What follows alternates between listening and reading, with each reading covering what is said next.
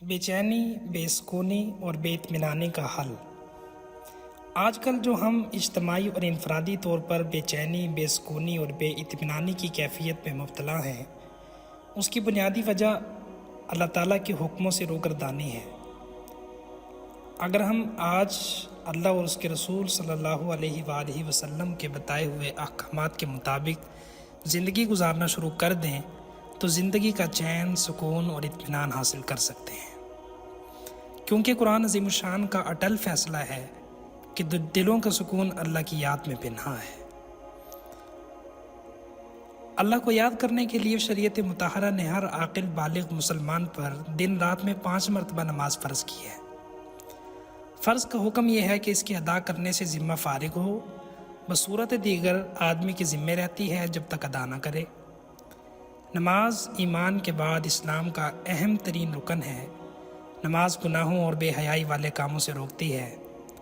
اللہ اپنے کلام پاک میں فرماتے ہیں، نماز قائم کیجئے، یقیناً نماز بے حیائی اور برائی کے کاموں سے روکتی ہے۔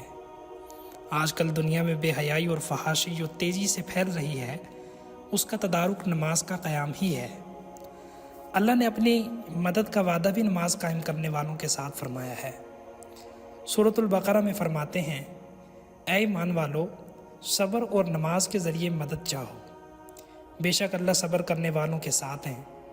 ابو داؤد شریف کی روایت ہے، حضرت حذیفہ رضی اللہ تعالیٰ عنہ فرماتے ہیں، نبی کریم صلی اللہ علیہ وآلہ وسلم کو جب بھی کوئی اہم مسئلہ پیش آتا تو آپ فوراً نماز کا اہتمام فرماتے۔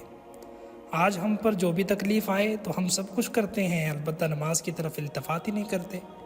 یہی وجہ ہوتی ہے کہ ہمارے مسائل گھٹنے کے بجائے بڑھتے جاتے ہیں، حالانکہ مسائل کا حل تو حضور نبی کریم صلی اللہ علیہ وآلہ وسلم نے 1450 سال قبل اپنے عمل کے ذریعے بتا دیا تھا۔ اللہ نماز قائم کرنے والوں کے ساتھ ہوتا ہے۔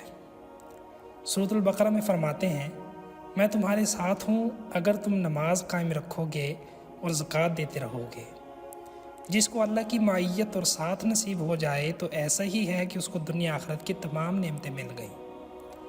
اللہ تعالیٰ نے اپنے کلام پاک میں کامیاب مومنین کی جو 6 صفات بیان کی ہیں، ان میں سے یہاں پہلی صفت خشوع اور خضوع کے ساتھ نمازیں ادا کرنا ہے، جس کے بعد اللہ تعالیٰ فرماتے ہیں کہ یہی وہ لوگ ہیں جو جنت کے وارث ہوں گے، یعنی جنت کے حقدار ہوں گے، اور جنت بھی جنت الفردوس۔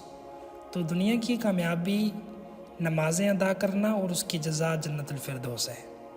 ترمذی شریف کی روایت ہے، نبی کریم صلی اللہ علیہ وسلم ارشاد فرماتے ہیں، قیامت کے دن آدمی کے اعمال میں سب سے پہلا فرض نماز کا حساب لیا جائے گا۔ اگر نماز درست نکلی تو وہ آدمی کامیاب و کامران ہوگا، اگر نماز درست نہ نکلی تو وہ آدمی ناکام اور خسارے میں ہوگا۔ اس سے اندازہ ہوتا ہے کہ اگر ہم دنیا میں نمازوں کا اہتمام کریں گے تو آخرت کے پہلے امتحان میں کامیاب ہوں گے، ورنہ اللہ بچائے ناکامی مقدر ہوگی۔ حضرت عبداللہ بن مسعود رضی اللہ تعالیٰ عنہ فرماتے ہیں کہ میں نے نبی کریم صلی اللہ علیہ وآلہ وسلم سے دریافت کیا، اللہ کو کون سا عمل زیادہ محبوب ہے؟ آپ صلی اللہ علیہ وسلم نے جواب دیا، نماز وقت پر ادا کرنا۔ تو ہمیں اگر اللہ کا محبوب بننا ہے تو ان کاموں کے کرنے کا اہتمام کریں جو اللہ کے پسندیدہ ہوں، اور ان میں سے نماز اپنے وقت پر ادا کرنا بھی محبوب دو جہاں صلی اللہ علیہ وآلہ وسلم نے بتلایا ہے۔ حضرت معاذ بن جبل رضی اللہ تعالیٰ عنہ فرماتے ہیں کہ میں ایک سفر میں نبی اکرم صلی اللہ علیہ وآلہ وسلم کے ساتھ تھا۔ سفر کے دوران مجھے ایک دن قربت کا موقع ملا جب نبی کریم صلی اللہ علیہ وآلہ وسلم چل رہے تھے۔ میں نے عرض کیا، اللہ کے پیغمبر، آپ مجھے ایسا عمل بتا دیجئے جس کی بدولت میں جنت میں داخل ہو جاؤں اور جہنم سے دور ہو جاؤں۔ تو آپ صلی اللہ علیہ وسلم نے فرمایا، تم نے بڑی بات پوچھی ہے، لیکن اللہ جس کے لیے آسان کر دے اس کے لیے آسان ہے۔ اللہ کی عبادت کرو، اس کے ساتھ کسی کو شریک نہ کرو، نماز قائم کرو، زکوٰۃ دو، رمضان کے روزے رکھو اور اللہ کے گھر کا حج کرو۔ پھر آپ صلی اللہ علیہ وسلم نے مزید فرمایا، میں تمہیں اس معاملے کی اصل، اس کا ستون اور اس کی عظمت نہ بتا دوں؟ میں نے عرض کیا، ضرور بتائیں۔ تو آپ صلی اللہ علیہ وآلہ وسلم نے فرمایا، معاملہ کی اصل اسلام ہے، اس کا ستون نماز ہے، اور اس کی عظمت اللہ کی راہ میں جہاد ہے۔ نماز کو آپ صلی اللہ علیہ وسلم نے اپنی آنکھوں کی ٹھنڈک قرار دیا ہے، تو جو چاہے کہ وہ آپ صلی اللہ علیہ وسلم کی آنکھوں کی ٹھنڈک بنے، وہ نماز پابندی کے ساتھ ادا کیا کرے۔ اس کی چاہت پوری ہو جائے گی۔ موطا امام مالک میں ہے کہ حضرت عمر بن خطاب رضی اللہ تعالیٰ عنہ نے اپنے گورنروں کو یہ حکم جاری فرمایا تھا کہ تمہارے امور میں سب سے زیادہ اہمیت نماز کی ہے۔ جس نے نمازوں کی پابندی کر کے اس کی حفاظت کی، اس نے پورے دین کی حفاظت کی، اور جس نے نماز کو ضائع کیا وہ نماز کے علاوہ دین کے دیگر ارکان کو ضائع کرنے والا ہوگا۔ یعنی نماز کی ادائیگی کو دین کے تمام امور کی ادائیگی قرار دیا، اور دینی امور کی بجا آوری زندگی کی کامیابی اور سکون ہی ہے۔ آپ صلی اللہ علیہ وسلم جب دنیا سے پردہ فرما رہے تھے تو اس وقت آخری الفاظ جو زبان مبارکہ سے ادا ہوئے وہ نماز کی تاکید میں تھے۔ حضرت ام سلمہ رضی اللہ تعالیٰ عنہ فرماتی ہیں کہ آپ صلی اللہ علیہ وسلم آخری وصیت یہ ارشاد فرما کر گئے، نماز نماز، اپنے غلاموں اور اپنے ماتحت لوگوں کے بارے میں اللہ سے ڈرو، جنہیں ان کے حقوق ادا کرو۔ جس وقت آپ صلی اللہ علیہ وسلم یہ وصیت فرما رہے تھے اس وقت آپ کی زبان مبارکہ سے پورے لفظ نہیں نکل رہے تھے۔ اس سے نماز کی اہمیت کا بخوبی اندازہ لگایا جا سکتا ہے۔ اصل میں حضور اقدس صلی اللہ علیہ وآلہ وسلم کا اپنی امت کے ساتھ محبت مثالی تھی۔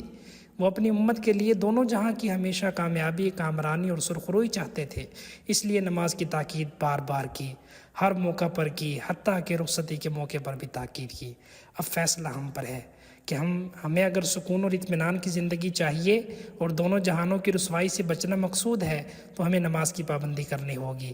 وضو اچھے طریقے سے کر کے نماز کو خشوع و خضوع اور اطمینان سے پڑھنا ہوگا۔ یہ ایسا تیر بہدف نسخہ ہے جس کی تاثیر یقینی ہے، بس ضرورت اس بات کی ہے کہ اس کا پابندی کے ساتھ استعمال کیا جائے۔ یہی نماز ہی ہے جو بے سکونی کو سکون میں، بے چینی کو چین میں اور بے اطمینانی کو اطمینان میں بدل دیتی ہے۔